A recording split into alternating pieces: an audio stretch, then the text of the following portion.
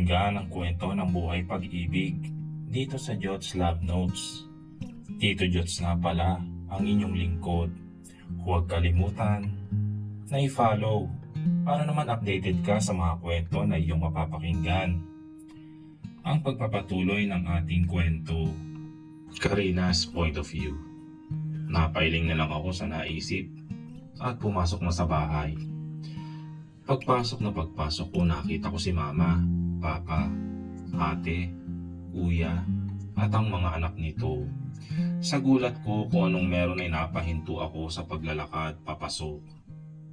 Anak, umupo ka nga rito.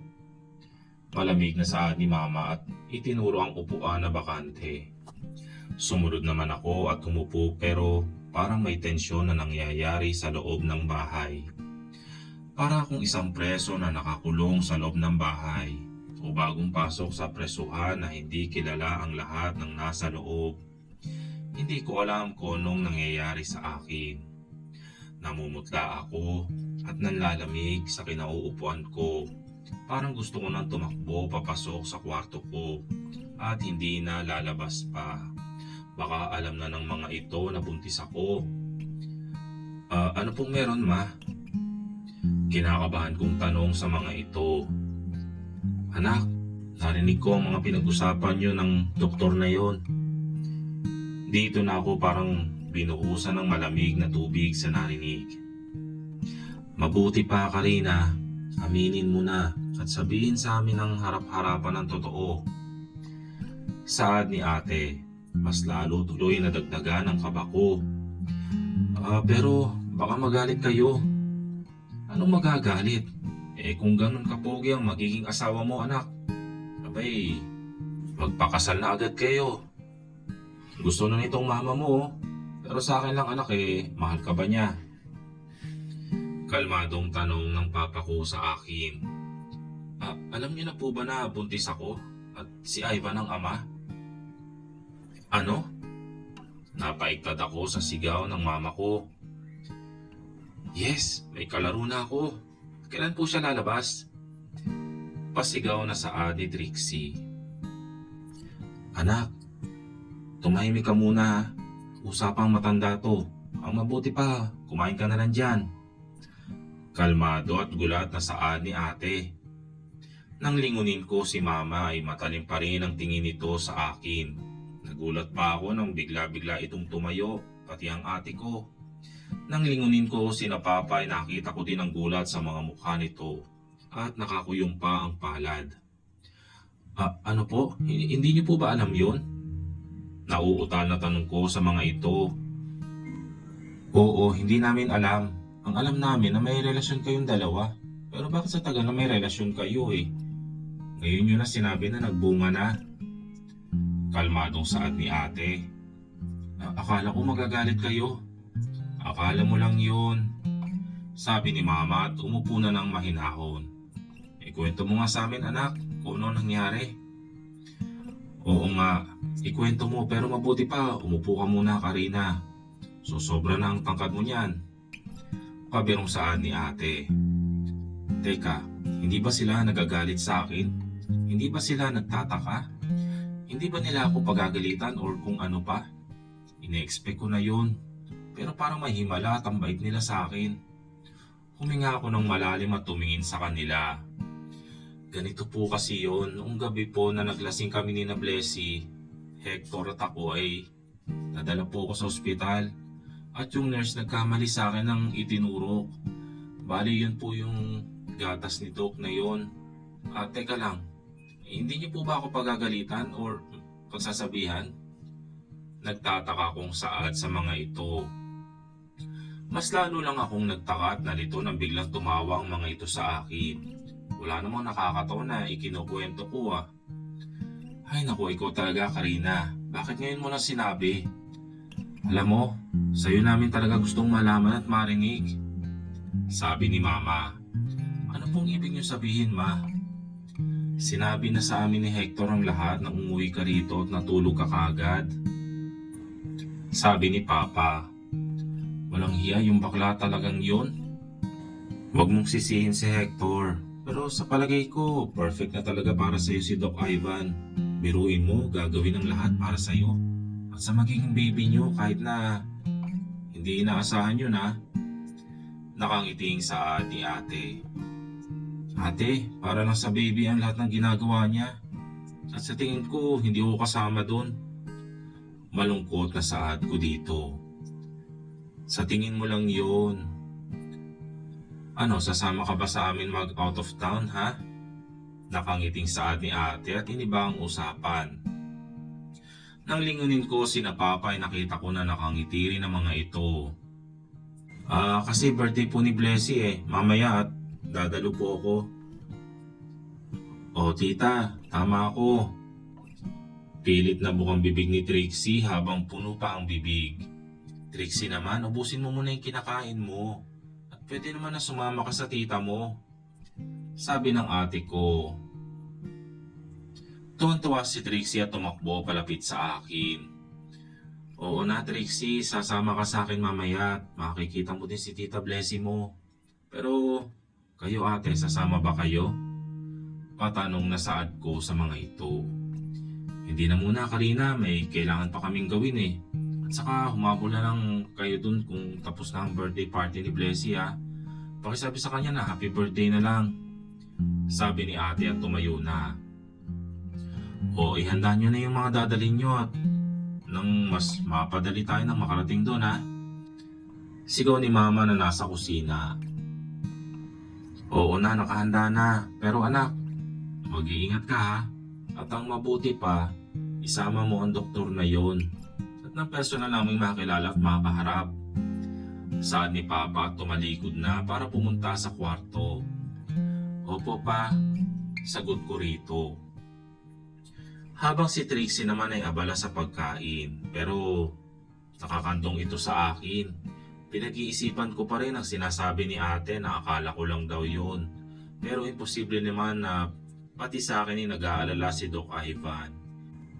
Hindi pa nga alam nito ang buong detalye. Kung anong gusto ko at ang ayaw ko. Pero paano nga ba? Napailing-iling na lang ako sa naisip ko. Imposible. Pero sabi nga nila, wala namang imposible sa lahat. Naghanda na ako. Nagsuot lang ako ng plain blue dress at sandals. Si Trixie ay nagbihis na rin. Simple lang. At yung sinuot niya ang paborito niyang damit. Kanina pa nakaalis sila. Todo payo sila at bilin sa akin. Maging kay Trixie. Kaya natawa na lang ako. Umupo ako sa kama habang nagsusuklay at hinarap si Trixie. Ano Trixie, ready ka na ba sa birthday ni Blessy? Nakangiti kong tanong kay Trixie na tuwan-tuwa at kita ang excitement sa mga mata nito. Opo tita, I'm so excited. Tita, kasama po ba natin si Doc Ivan? Inilapag ko ang suklay at hinarap si Trixie. Kakaiba ang asal nito Sobrang close na ba talaga sila ni Doc Ivan? Trixie, hindi pero baka nandun naman siya. Sige po.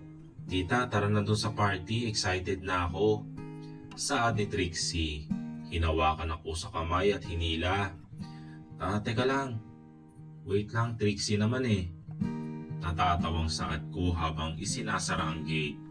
May sariling sasakyan naman ako. Pero minsan ko lang ginagamit kung kinakailangan ko na talaga at kung wala akong masakyan. Tulad ngayon, hindi ako masusundo ni Hector kasi kasama niya din ang pamilya niya. Ivan's point of view. Nandito ako ngayon sa birthday ni Blessy. Nilibot ko ang paningin ko. Maraming bisita. Halos lahat ay katrabaho namin. Lahat ng bisita ay magagara. Pero wala ni isa man ang makakakuha ng aking atensyon. Narito ko ngayon sa sulok at umiinom ng wine na inihain sa harap ko.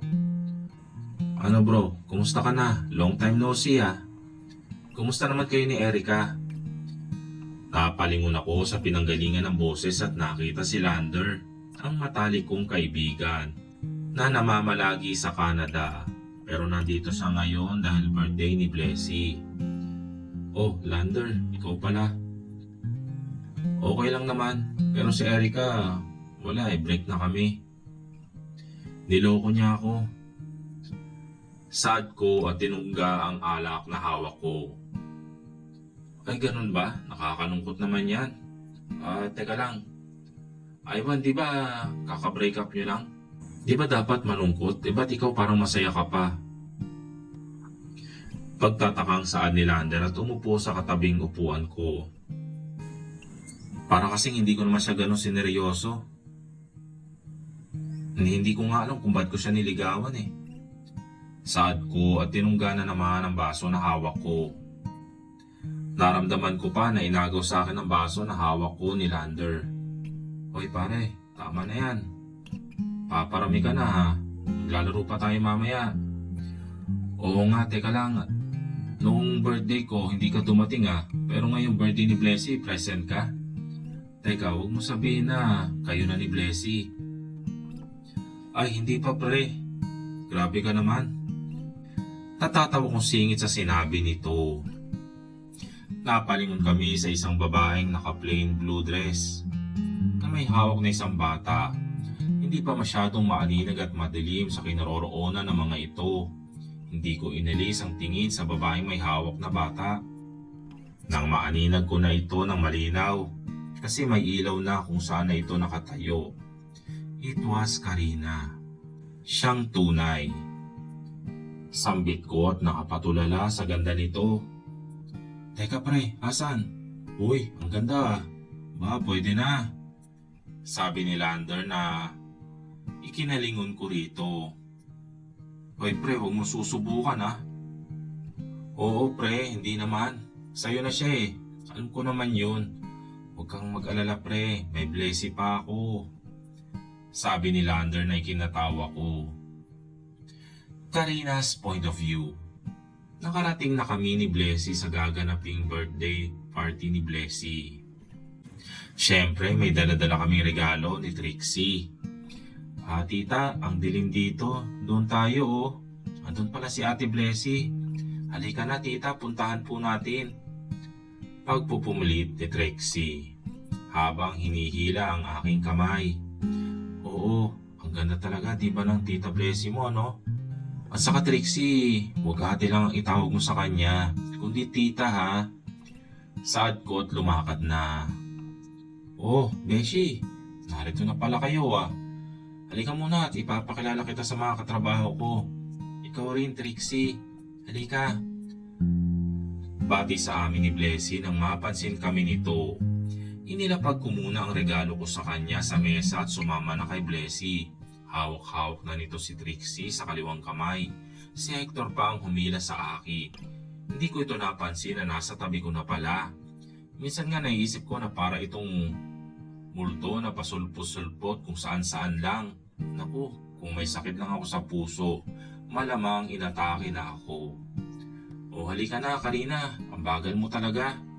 Saad ni Hector habang hila ako. Oo na, Beshi. Mataray pang saad nito sabay paglaki ng mata nito. Sabay kaming napalingon na biglang magsalita si Blessy. Oh guys, narito pala ang Beshi ko. Gusto kong ipakilala sa inyong lahat si Karina. At ito namang makulit na cute na bata na hawak ko si Trixie. Nakangiting pagpapakilala sa akin ni Blessy sa mga katrabaho nito. Hi Karina, uy ganda mo ah.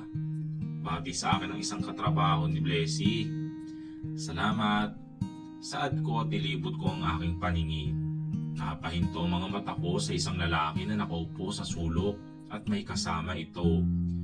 Si Ivan. Heto na naman ang kabog ng aking dibdib. Napakabilis. Nagkatinginan pa kaming dalawa. Mga ilang minuto pa ang tinagal namin noon. Pero ako na ang umiwas ng tingin at nilingon ng iba pang mga kasama. Sa gulat ni Blessy nang kumawala rito si Trixie at tumakbo papunta kay Doc Ivan, maging ako ay nagulat din. Isa-isang nagpakilala sila sa akin. Mababait rin ang mga kasama ni Blessy sa trabaho. Magaan ang loob ko sa kanila. Sa tingin ko magkakasundo agad kami. Nang lingunin ko si Hector ay wala na ito sa tabi ko. Itutuloy ang susunod na kabanata ng ating kwento.